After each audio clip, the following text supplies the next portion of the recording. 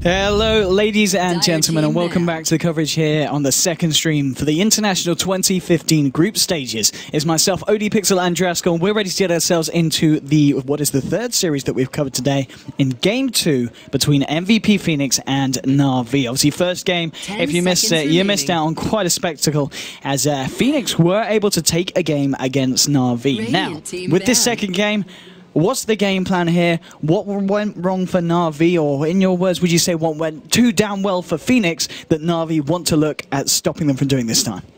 I think last game, they had a really good composition for Na'Vi.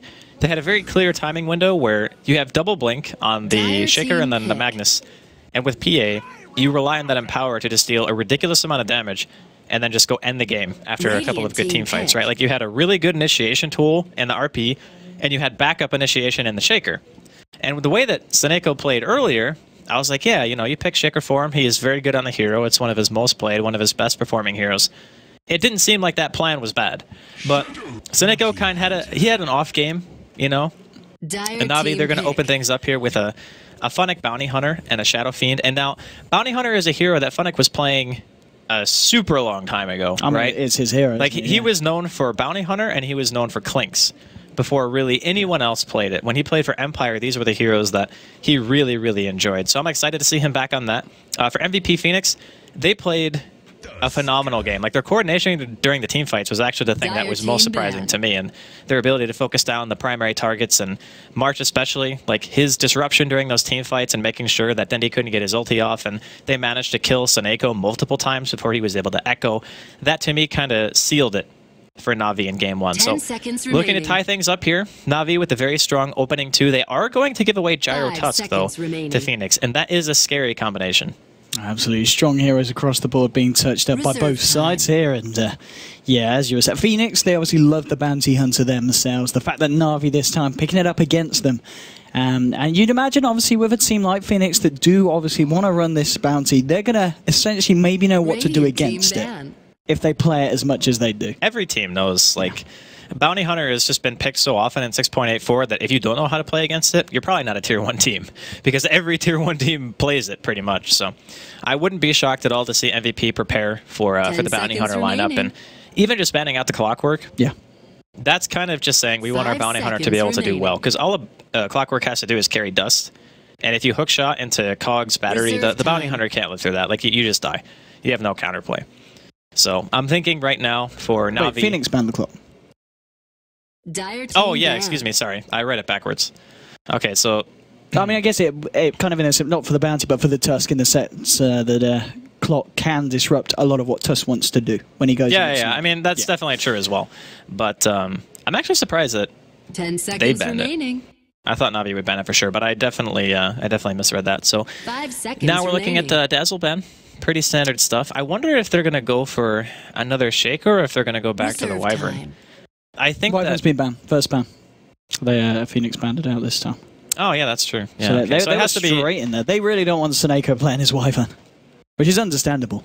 It is kind of like first, second ban material, though, in a lot of these games. And then you can just go for Shaker if you want to put him back on Seneko. It's still very good against Tusk. That's the one thing. Like, some games you pick that hero and you say to yourself, I need a big echo. But some games you pick him and you just say, all I need to do is land like 1 or 2 good fissures, and I can just completely split up the fight. And I don't really need to be the guy who gets the Blink Dagger at 15 minutes in, like we saw in the series earlier.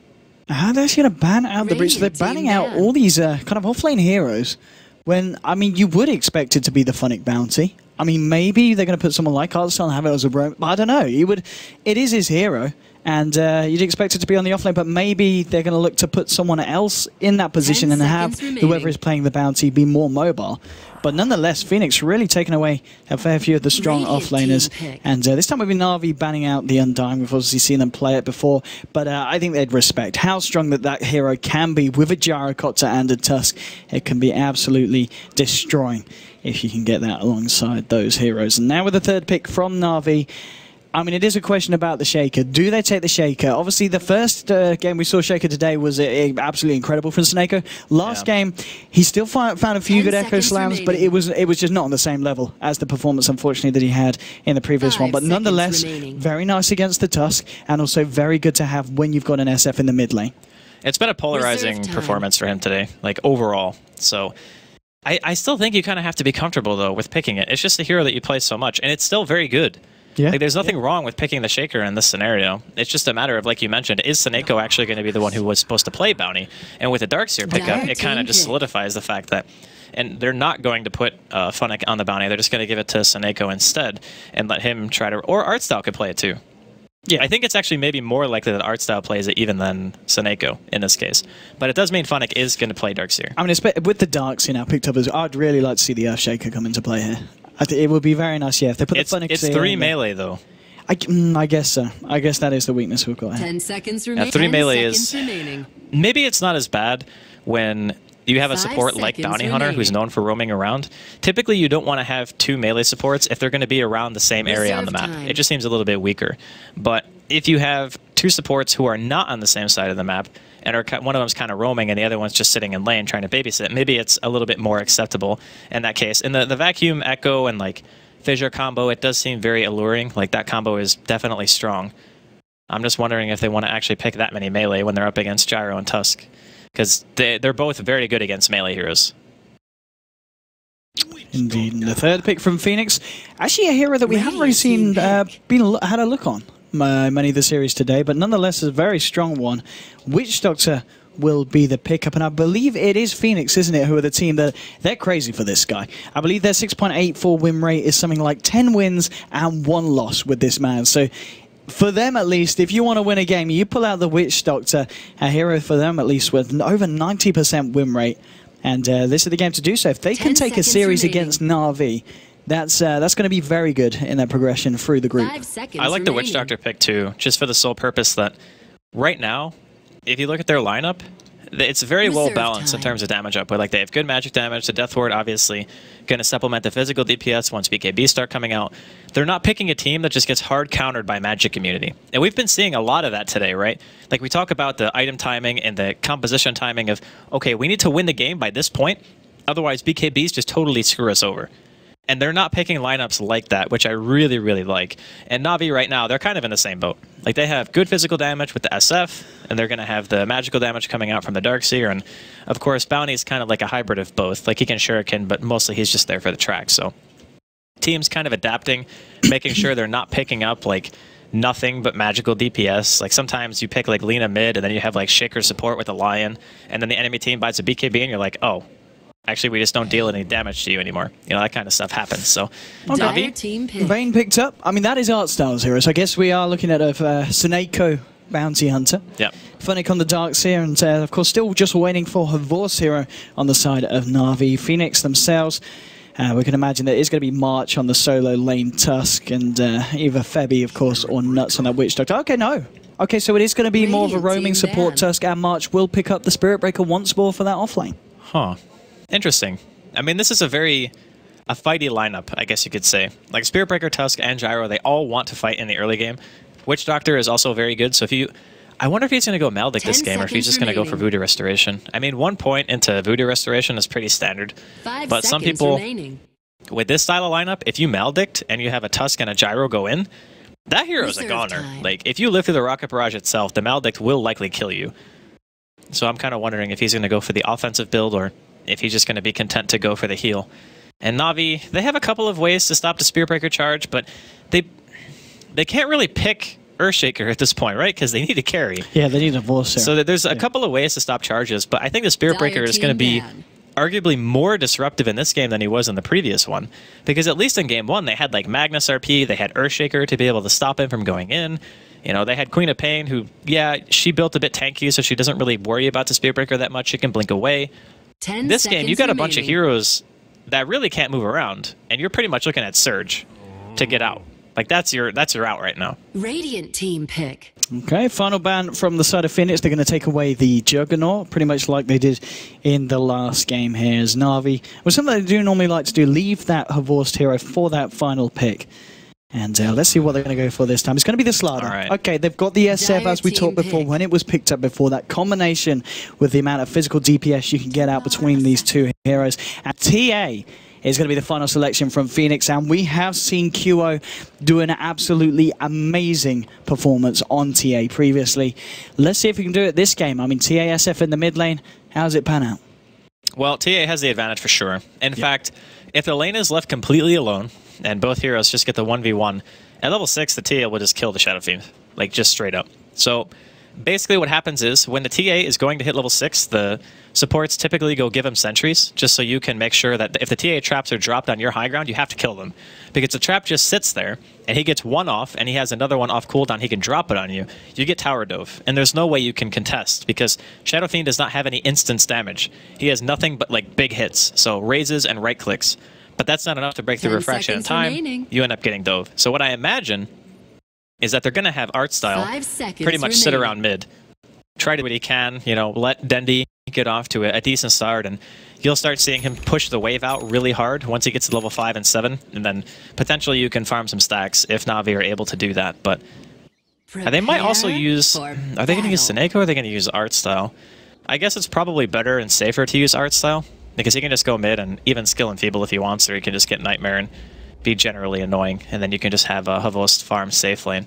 And I guess we'll see if MVP want to try to go for some pressure, or if they want to just do like a standard offline solo spear breaker. Indeed, MVP, all heading into the Radiant jungle at the moment, all full 5 of them.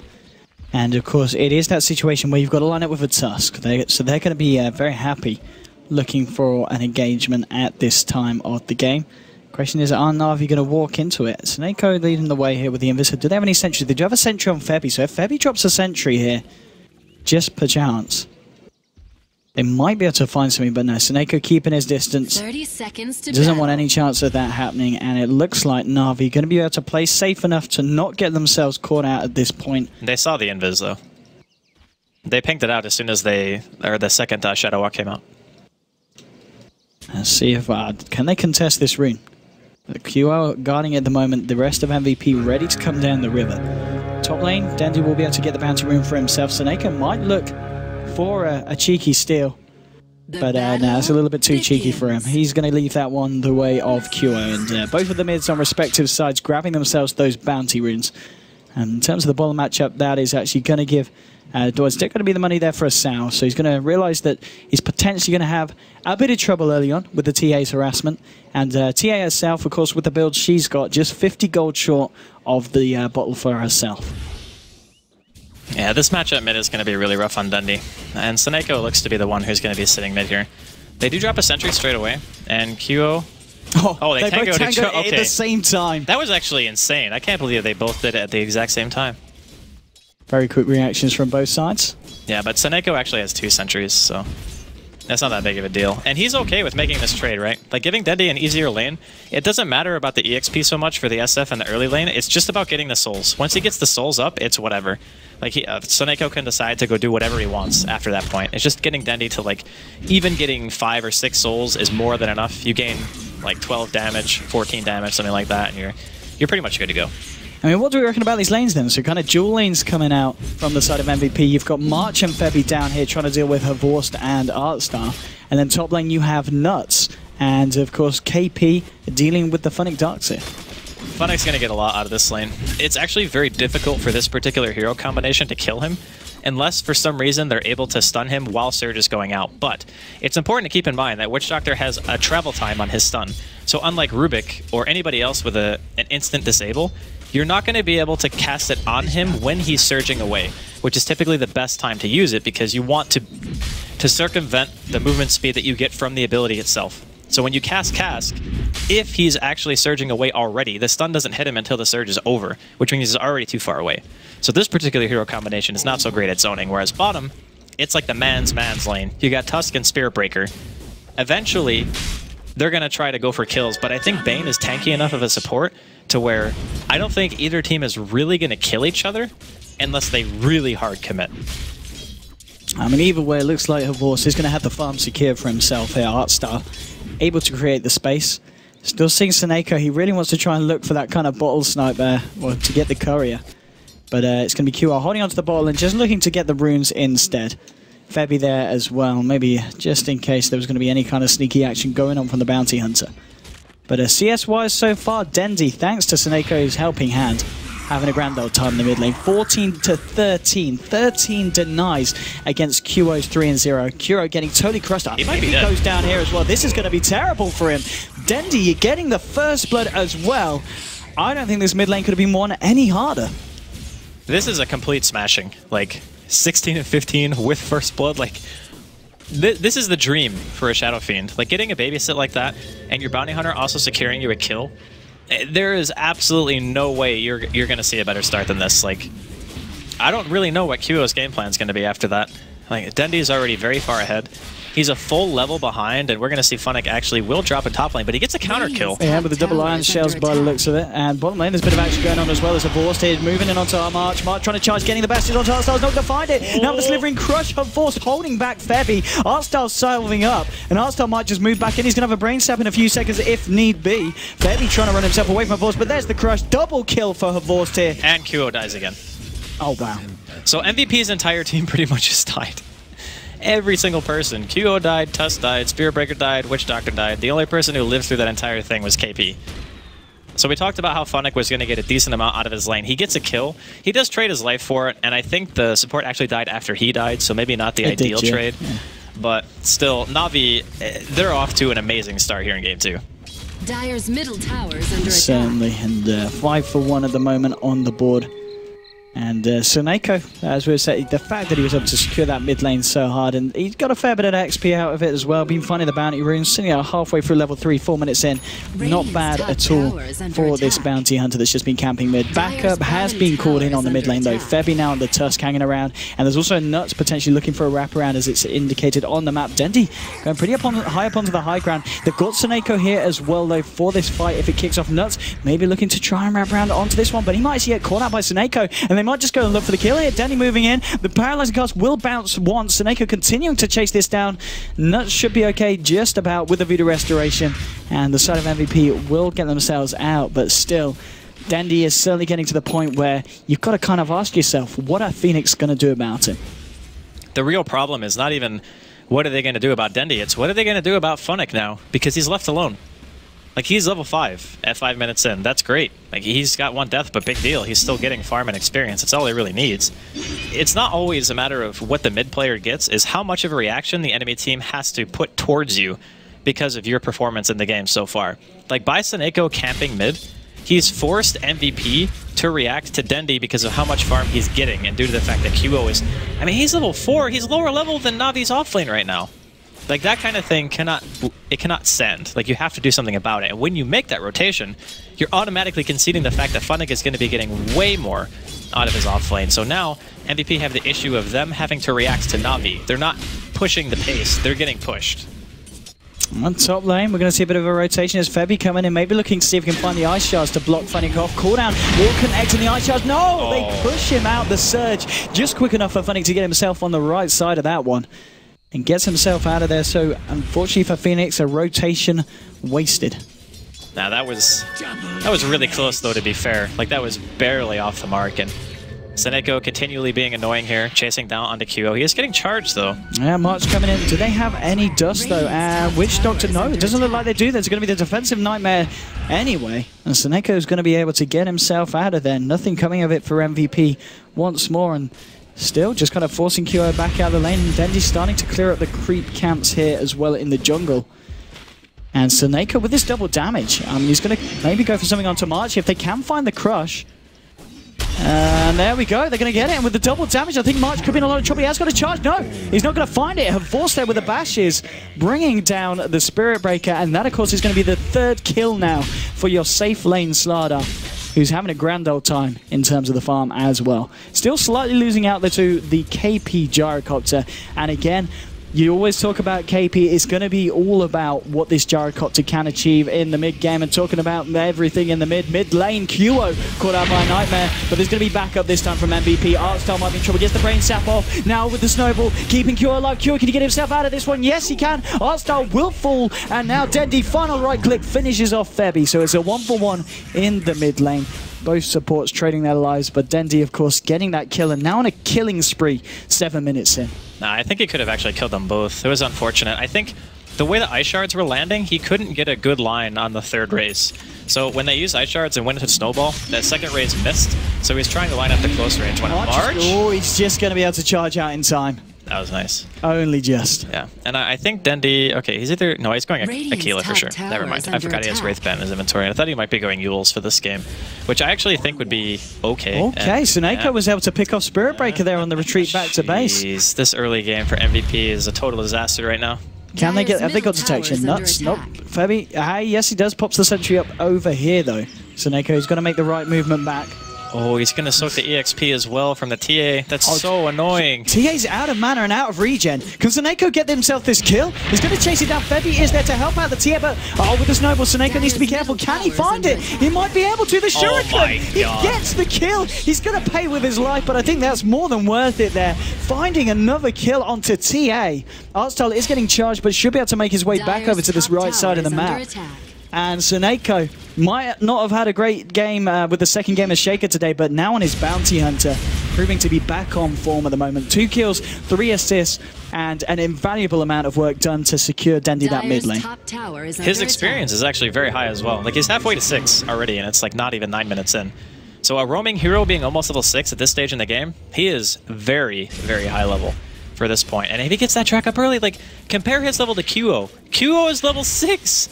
The roaming bounty hunter is almost on the same experience per minute as the mid player from MVP.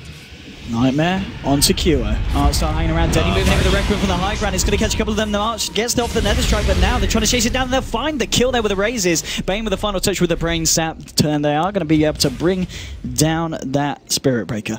Another kill here for Na'Vi. 10-3 at the moment, 9 minutes into this game. And the difference out is actually starting to get pretty heavily out of control, heading towards 5,000 in terms of difference for net worth. And XP around the 4K mark as well. 9 minutes in, that's a pretty big difference. I'm actually amazed at the contrast between these two games. It seems like today, one game goes very lopsided for one team, or it's a crazy back and forth, or it's like 1-1, but the second game goes crazy lopsided for the other team. It's just like, how can one team play so well in one game, and then in the other, it's just like from the get-go, they're kind of just getting rolled over. I don't even know if I want to attribute it to draft. I think it's just like MVP are just getting caught out and outplayed. I mean, they didn't address the Bounty Hunter at all, right? They let QO stay mid in a 2v1 against an SF, and there was absolutely no reaction. I think it still would have maybe been better to just have maybe Nuts sitting there from the beginning, so the Shadow Fiend and the Bounty couldn't just bully QO around, because then, after a while, even if it stays as a 2v1, the TA is at least self-sufficient after she hits, like, I don't know, level 5, level 6, something like that, and you have max level refraction, but because he got punished so early, he's not really able to do anything on his own anymore, and he needs, like, constant babysitting. And, well, Havorst at the moment as well, 10.5 minutes in, has got the Blink Treads completed as well. So he's going to be quite a force as well if he catches out anyone on the side of MVP. KP still there in terms of net worth. Let's have a look what we're looking at the moment. And right, it is Dendi at the moment. 6.2k, 6.3k gold on the man, and looks to be what is going to be, yeah, the completed Jewel Scepter on his way out as well. 11 minutes in. This man's looking pretty terrifying. Top lane, Funnick was able to, well, find a kill on Gyro. They do lose the Bounty Hunter. Funnick might be in trouble as well. We're about to surge himself, but with the Walrus Plank to cast as well. Holding him in place. There we go. Finishes off there with the Snowball. Will be a double kill for Febby. So, we are seeing a favourable trade there come out for MVP, but they did lose the KP Gyrocopter. Now, the 2 trade for the 1 core, I think that's still okay for MVP, considering, like, Febby was a little bit underleveled, and now he's made his way pretty well back into the game. He's almost level A right now. The one thing that's scary is Dendi already having Yules means that he's level 11. He can solo kill anyone on the side of MVP. And I think after this, he probably just goes Blink into BKB. It's a pretty standard build that a lot of Shadow Fiends do nowadays when you don't feel like you need mech, or you just have somebody else on your team who makes it, in which case it's going to be Funnick for this team. And I'm guessing right now MVP are looking to defend their bottom tier 1. Here we go, Dendi. Is he, no, he's not going to go for it with the Requiem, just going to use... Is he dead? Okay, he has Refraction, never mind. He's good, he's got the charges, he's got the Refraction, and then he might try and chase this, though. There's going to be backup in the form of March and KP coming in. Dendi has got his full 5-man behind him, TP towards the mid lane from Tusk. We might see something kick off here. Suneiko just getting the tracks out, making it very hard for MVP to find a jump onto Na'Vi, and And with that, MVP realizing this is not the time to fight from that angle. And Na'Vi just go back to farming up the lanes with a TP to the top from her Vorce. Maybe looking to see if they can catch out Nuts, and here we go, blinking forward towards Nuts. Nuts has got to run, he's got to hide, but there's no doing that with the amplified damage on you, with the Slitherine Crush, the Bashes as well. One more will do the job, and a dominating streak for her Vorce now continues to hold him in that second place on the net worth board, just behind Dendi. I think Havos probably just goes Midas again this game. Yeah, he's buying it. This game is a much more acceptable Midas game. Can they get they've got a dust, but Dendi there with the Yules, and now with the Requiem, perfect timing, blows up March here on the Spirit Breaker. Now with the Snowball coming on to Dendi, KP's moving in, he's bringing Sneko low, now he's bringing Dendi low as well. Dendi's got a haste rune, might even try and turn this one, he's got the Raze as well. Sneko chasing him down, the dust has come out, Sneko, and he skips himself out. Raze is there, finishing off KP on the Gyrocopter. Dendi looking for more QO with the TP out for the sidelines. Now with the track onto Febby, this is a lot of track gold going the way of Na'Vi. It's going to be a triple kill for Dendi, and it might be more. Yules Scepter holding Witch Doctor in place with the Raze. The punches, they'll get him as well. Bane picks that one up, but essentially 4 heroes falling in quick succession there on the side of MVP. What's going on? So well is QO in a lot of trouble. He's looking for Sneko, but Vorce is there to back up Sneko. They'll bring it down. Bunch trying to go in, but I think you shouldn't do that because Vorce, he's got a blink dagger. He might just go for this. Oh, he's not going to go for it. He's not going to go for it, unfortunately. I was hoping for a little bit of ham there from Vorce, but he gave me cold bacon. And now bottom lane Dendi with the push onto the tier 2. But that, again, 17 for 5. Na'Vi, what an engagement. Essentially, well, over time, it was everyone dying. Yeah, everyone in MVP died. By the way, are you saying cold bacon is bad? I don't know. I was looking for... Because bacon is bacon. Well, bacon is bacon, but I prefer hot bacon. Okay, I guess that's fair. That's fair. I'll let that one go. If it's going to be cold bacon, I'd rather have ham. Top tower Okay. is under All right, attack. that's fair enough. I'm looking at this game right now, and I'm thinking to myself, how did MVP get themselves back into the game? Because right now, it's Blink Yules on Dendi. We're at the 1,000 difference per minute now. 14k lead, 14 minutes in. This is the most one-sided game that I've seen so far. Dyer's top Like, not just in our stream, but in all of them. Like, I know that there was a secret Fnatic stomp earlier, and then I think the first game was like Fnatic stopping secret, but I think this is even more one-sided than that in mid. Fiend script, here we go. Wild Star straight away. The wall's being dropped as well, making it very hard for MVP to do anything in response. They're not even going to try. QO's just cleaning up this ancient stack here, but it looks like Na'Vi want to go for more here. Arstal, Sneko, playing wrapping rabbit. Now with the cast. Ah, this is nice with the deathboard. Okay, that's going to be one hero down. Can they find Sneko here as well? Snake's pretty damn tanky though. The Warriors punch is going to bring him down low, and will bring him down indeed. That's going to be that Dendi now turning up the fight. Look at the Requiem here from the low ground. March getting low. Dendi continues to fight this. They'll find 3 heroes so far from the side of MVP. Now Dendi linking forward, looking to jet onto QO. QO turning his head toward Funny. Vorce going forward there. They're going to kill him as well. 4 heroes down on MVP, and they'll be able to clear up the rest of these Ancients. Big plays here from Na'Vi. We looked at that lead. It was not nice for MVP Phoenix. It's going to be even nastier now with these Ancients and those kills going the way of the Radiant. So Dendi is going to almost have his BKB after this dies, I think. Okay, they're going to back off. They realize that MVP are now reviving, and they don't want to risk it, so they didn't lose too many of the Ancient stack. Their team is actually not very good at killing it at this stage in the game, so I understand Na'Vi's hesitance to go in there and try to just clear that out completely, but it's still like... The graph just isn't stopping, Owen. It's just not stopping. They're just continually getting farther and farther ahead, and I mean, sure, every kill you get for MVP right now is worth so much. Like, if they kill Dendi, they're going to get a ridiculous amount of gold. Like, thousands, probably. Just from one kill. It's a big if. I mean, it's, what, 16 minutes in? They haven't been able to kill him yet. He is now pretty much double the net worth of the highest person on the side of MVP. KP, and actually, there's a fight going on. Let's have a look. They bashed him up the high ground! There's a missile chasing him down. I don't know if it's going to be enough to kill him. What level is the missile? It is only level 1. Sneko should be fine. He's got the Glimmer Cape as well. The dust has come out with the Nightmare now to March. Holding back the Spirit Breaker. KP will find the kill, but now Beastgrip, Slippery Crush onto the Razes. KP goes down. March, he's got nowhere to run. He'll fall as well. Godlike streak now for Dendi. They lose Sneko, but they take 2 back with vengeance. That was almost like the sickest save by Artstyle. He gets a Nightmare off, and the dust wore off, but unfortunately for him, there were multiple people carrying dust now, on the side of MVP. I don't think you want to be here. Nah, dude, he's fine. He's going to walk it off. See, he's fine. He can walk it off in the next life. That's... well... Yes, it's a bit of a stomp, a bit of a crush, a slithering crush to put it precisely. Havorst now, again, both Havorst and Dendi have not died at all this game. Let's have a look at the KDA. What are we kind of seeing across the board? Yeah, it's pretty horrific if you are an MVP Phoenix fanboy or girl. This is, and now they're going to get Roshan as well in RB, turning their attention to it. I don't think there's anything that Phoenix can do at this point of the game to stop it. The amount of damage, that they're just going to take it in a matter of seconds. It doesn't even feel like the game's been 17 minutes. It feels like a longer game, you know?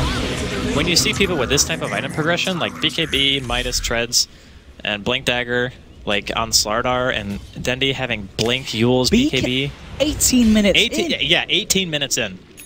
But this is what happens when you stomp really hard with a bounty hunter. Like, your gold inflation is insane. Like, you just get so much income from just killing over and over and over again. And they built items like... The reason why I said I thought Yules was good this game before Dendi picked it up is it's such a nice item for being able to take those isolating engagements and just go for kills. And that's what MVP's team also want to do. But the thing is, they have track. So anytime that happens, you just get so much more out of it. Arsenal's going to be charged up here. He's got the backup of Havorst if they want to try and turn it.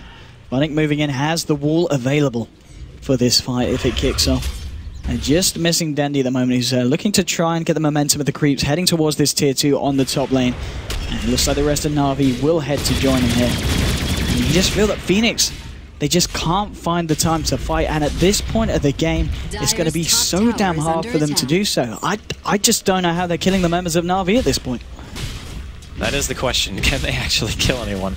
I mean, to be fair, their heroes aren't actually that tanky.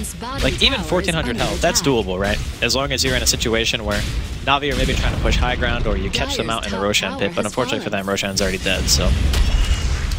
Maybe you can kill Dendi once, maybe you can kill Havorst once, but Dendi with the Aegis, I'm not entirely sure if they can take him down 2 times. The best, most likely the best play here is just to go for the tier 2s and just play it safe. Like, again, every single kill that MVP get is worth a ton because of the lead that Na'Vi have right now. Like, we're looking at 20,000 gold, over 15,000 experience in 19 minutes in. Like, that is staggering. Yeah, it is. I don't think in just casting, I don't remember the time I've seen a stomp that was this big. The differences being created in terms of net worth and XP are absolutely ridiculous. And this tower is only going to push it even more here, as they should be able to claim this one nice and easily from the mid lane. More money there into the pocket of Na'Vi. And just the final tier 2 getting indicated here on this bottom lane. They're going to come and push this creep wave back in, but Phoenix at the moment just in the base. They just... I don't think they know what the plan is here, because I don't know if there is a plan that you can do to stop Na'Vi at this point. The plan is pretty much don't die in top lane. That's the plan. Well, let's see. Kyo doing a fair bit of damage in return. The Fiend's grip there as well. It's going to be a charge. Maybe MVP feel that they can fight off the back of this. Going to go for Artstyle here, but Artstyle's going to create. They saw the double dust coming out with the Death Ward, but they're just not killing anyone. Havorst finds March. The Death Ward might kill Havorst. It does. They're able to kill Havorst, which is pretty impressive. The first time he dies this game. Now Nuts and Febby turn to Artstyle, but Artstyle with the help of Snako should be able to fight this one. Funnick set up as well. KP has come in with a very nice cooldown. Can they find anything at the back of this Funnick? They're going to get just able to get himself out of there. No one's going to die here other than Havorst. MVP do lose 3 heroes for it though across the map, and they'll almost certainly, well, they're going to lose this tier 2 here as well. They may even lose KP. There's 3 heroes, well, just 2 at the moment chasing it down, Funnick and Snako. Yeah, looks like Jari's going to be okay. But I mean, one of the better trades that MVP's had this game, but that's not saying a lot at this point. Well, it was a trade. It was a trade. They got something in return. They got Havorst. Most of the time this game, they haven't been making trades. They've just been dying. So to make a trade is a good trade if you're MVP. And if we discount the gold that they lost from dying, it was roughly like 500. 1 hero was almost worth the same as 3 heroes from the side of MVP. That's ridiculous, because when Havorst died, it was 1,330 gold. Like, that's a lot of gold for 1 kill, right? No, it's probably not going to be reflected in the graphs because Na'Vi still, Na'Vi still got more out of it. It's just to say that we might see a little dim. Yeah, it's a little one. Just for the sake of argument, if MVP managed to defend their base in a big way, kill like 2 or 3 heroes, maybe they kill Dendi and Havorst or something like that, the gold swing is going to be massive. Like, that's what they have to hope for. They have to hope that Na'Vi go high ground and get wiped. Oh, just the difference between... It's... it is getting to the point where there really isn't a lot to say. It's, the proof is in the pudding. Everyone can see it at home. And QO now, offering up his life to the gods. Oh boy. There's nothing you're doing to save that TA, I'm afraid. They are going to try and fight into this though, but Force popping the BKB, going for March here, the track's on him as well. Now he's going to go and help Seneko here, looking for Febby. Deathward has been popped out, but now the Nightmare cancelling the channeling. There's, well, Dandy here with the Requiem, connecting onto KP. They've lost 2, they've lost 3. Who is dying? Well, it looks like at the moment it's Jara dying. Everyone's dying. Nuts is the only one to live. Nuts has been... Well, okay, maybe not. Artstyle going forward. Here's Dendi and the gang. Herborst is there as well. Double kill here for the Slardar. And, well, 32 for 9. They're onto the tier 3 here in the mid lane. With all the tier 2s down elsewhere, I don't think Na'Vi going to be leaving this space anytime soon. Yeah, I think they're going to go ahead and hang up some curtains and stuff, get some rugs, put it down, make it nice and comfortable. This is their base now. Yep. Without a doubt. I don't really know, it's like you mentioned, what else do you really say? Is Na'Vi just completely crushed them? There's not really much that MVP can do at this point. Over 30,000, 23 minutes in. This has got to be one of the biggest advantages I've ever seen in a game. It's got to be a record. It's got to be close to it, at least in this patch. I don't think differences of this big have been... Because see, it's very rare to see games like this as Artstyle wants to go forward. KP, he doesn't, because he just gets taken down immediately. Let's see if they can kill one. They might kill Artstyle. No, Glimmer KP, he's going to be fine. Guardian Greaves as well. I don't think they're killing anyone on the side of Na'Vi. And no, they're not indeed. GG is called. Na'Vi will take game 2 here against Envy. Oh, they lose Seneko. There we go. They find something. Even killing the Bounty Hunter with no kill streak was worth 850 gold. Like, that's how big of a net worth difference there was between these two teams. So... Again, it's very uncommon to see games like this, because if you're winning that hard, usually the game just ends, right? Like, you get like a 20,000 golden experience lead at 20 minutes, the game is just over. Like, every hero on Na'Vi just had such insane GPM. Like, Dendi had 800 almost.